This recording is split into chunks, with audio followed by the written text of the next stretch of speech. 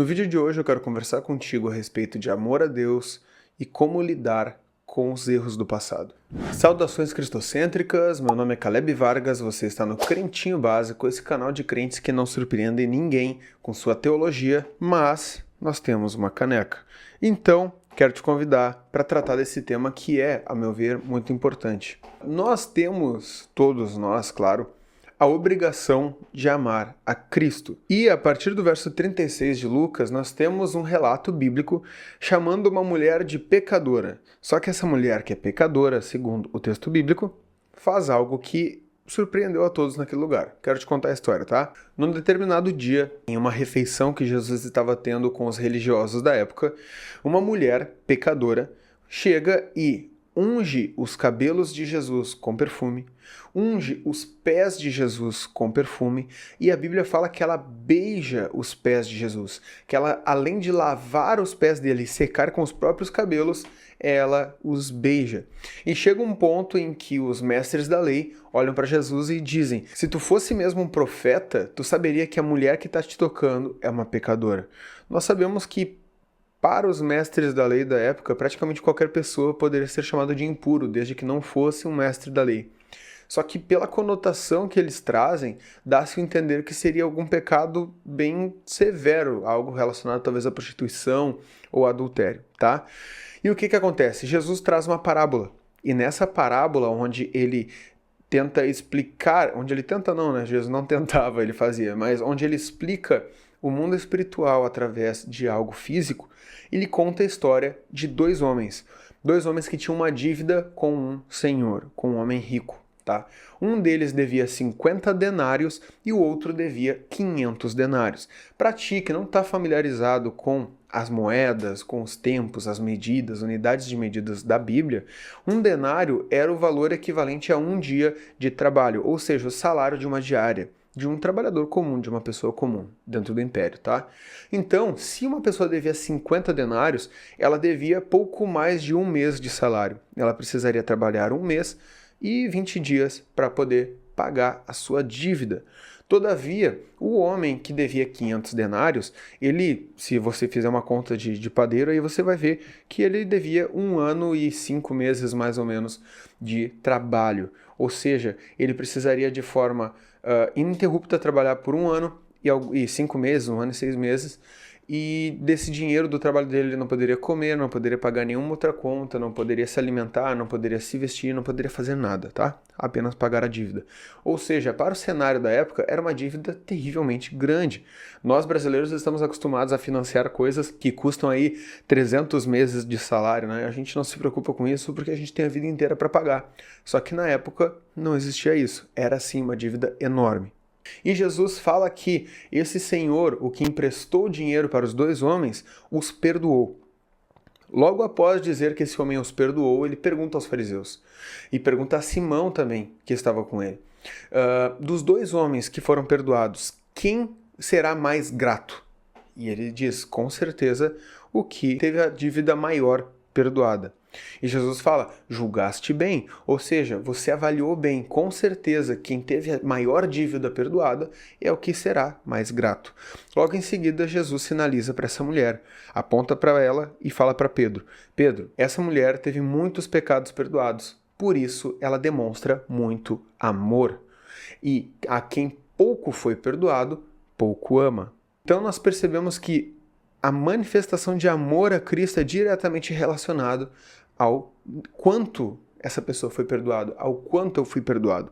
E aí que eu quero entrar no ponto com você a respeito de como lidar com os nossos pecados, com a vida que nós tivemos antes de conhecer a Cristo. Mas não apenas isso, também os nossos pecados diários, a nossa vida devocional, a nossa vida de confissão de pecados, tá?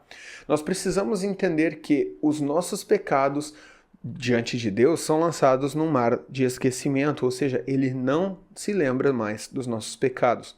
Só que é necessário, com base nesse texto, que nós nos lembremos de onde Deus nos tirou. É preciso que eu mantenha fresco na minha memória e você mantenha fresco na tua memória de onde Deus te tirou, a condição em que Deus te encontrou, o estado em que você foi achado por Cristo. Porque se nós esquecermos o tamanho da dívida que nós tínhamos com Ele e o tamanho da dívida que foi perdoada, em algum momento talvez nós deixemos de demonstrar amor. Jesus fala para Pedro que ele entrou na casa de Simão, que é o Pedro, entrou na casa de Simão, mas esse não lavou os pés de Jesus. A Bíblia, ele fala também, entrei na tua casa e você não ungiu meu cabelo com óleo. Então nós percebemos que Simão era um homem que seguia as leis, ele era um homem que tinha pouco do que se arrepender. Essa mulher, pelo contrário, ela tinha muitos pecados, ela era vista por toda a sociedade como uma pessoa muito pecadora. E por isso ela demonstrou muito mais gratidão e muito mais amor. Mas também é uma linha tênue entre lembrar dos pecados do passado e se culpar dos pecados do passado, ficar se remoendo, permitindo que a culpa e o acusador estejam presentes na tua vida, tirando talvez a paz da tua comunhão com Cristo ou talvez tentando roubar a alegria da tua salvação. Nós precisamos já, desde o começo, compreendermos que nós nunca iremos merecer o favor de Cristo por nós. Nós nunca iremos ser dignos, não importa o quão menos nós pequemos ou a nossa origem, se nós nascemos na igreja, se nós nunca praticamos nenhum pecado de morte.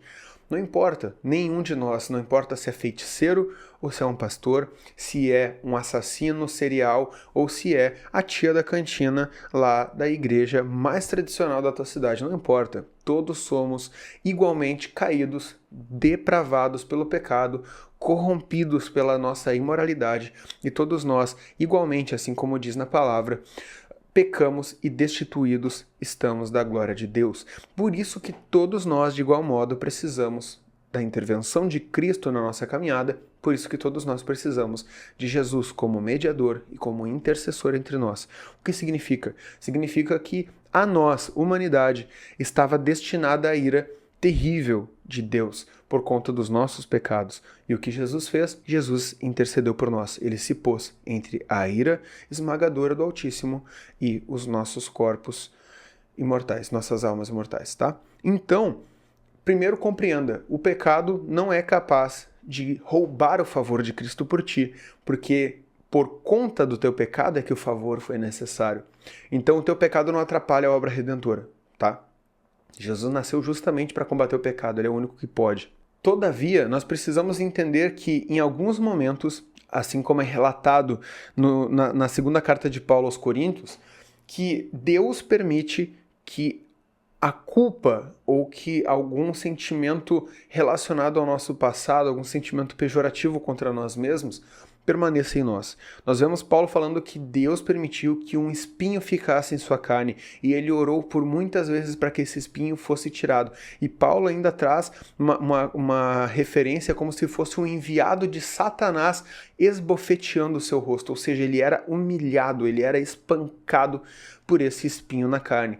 A Bíblia não é clara a respeito disso, mas por conta da perseguição que Paulo exerceu contra a igreja antes de sua conversão e pelos próprios relatos dele a respeito do seu passado, da forma com que ele era severo na perseguição aos cristãos, nós podemos deduzir que esse espinho na carne, na verdade, era um sentimento de culpa ou uma memória.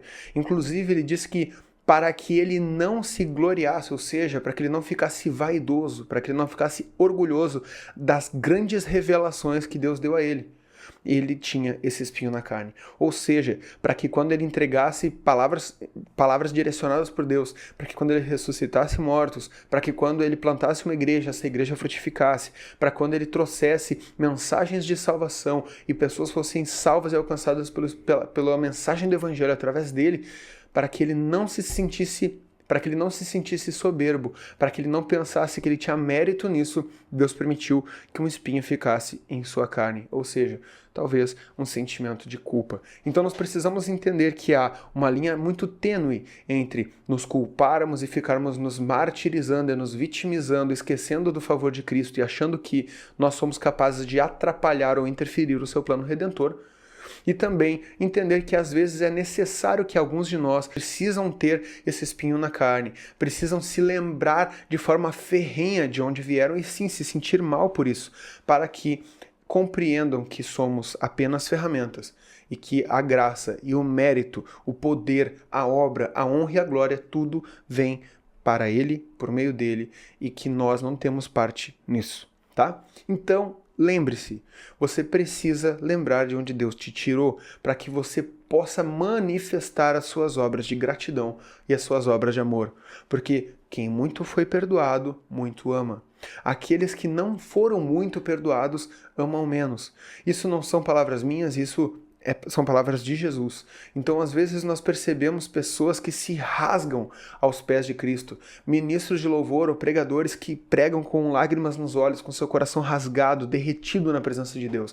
E outras pessoas olham para aquilo e se surpreendem com a forma que ele manifesta a sua gratidão e o seu amor, a sua entrega e a sua devoção. Porque muitas vezes, assim como Simão, tiveram uma vida teoricamente pura, uma vida teoricamente limpa, claro, ainda assim tocado pelo pecado, mas nós sabemos que algumas pessoas não têm um testemunho de libertação, de prostituição, de adultério, de drogas.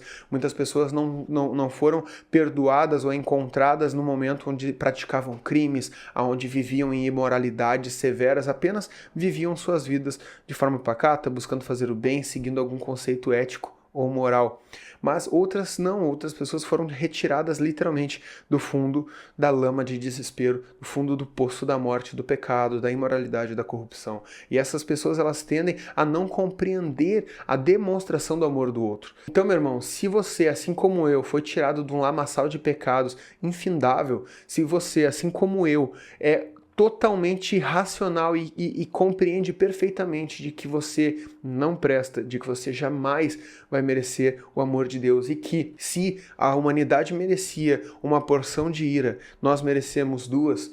Você vai entender o que eu estou falando, você vai entender essa questão de eu preciso viver a vida simplesmente para servir a Deus. Por quê? Porque nós fomos muito perdoados. Mas você também precisa guardar o seu coração para que você, sendo essa mulher que ungiu a cabeça do mestre com óleo, você que lavou os pés do Senhor e secou os pés dele com os cabelos, ou beijou os pés do Senhor, porque você foi muito perdoado, para que você e eu, nós não venhamos a olhar para Simão, que pouco foi perdoado, e julgá-lo por não amar o Mestre como nós amamos. Então, nós precisamos perceber que isso é uma via de mão dupla. Quem pouco foi perdoado e ama menos não pode julgar a ação e as demonstrações de amor de quem muito foi perdoado. De igual modo, nós que fomos achados no pecado intenso, severo e irreversível, nós não podemos julgar os que viveram uma vida talvez de santidade ou que talvez nunca pisaram realmente no mundo, sempre viveram uma vida dedicada ao Senhor, por eles demonstrarem amor de uma forma diferente. Tá? Nós precisamos entender a pluralidade de relacionamentos entre nós e Cristo. Nós precisamos entender a diversidade infinita de testemunhos. Sim, todos nós fomos achados e resgatados das algemas do pecado, mas alguns viviam muito mais escravizados, alguns carregam muitas marcas, muito mais cicatrizes do que outros. E por isso, por esse sentimento de compreensão de quem nós éramos e quem nós somos hoje, nós demonstramos amor de maneira diferente. Tá bom?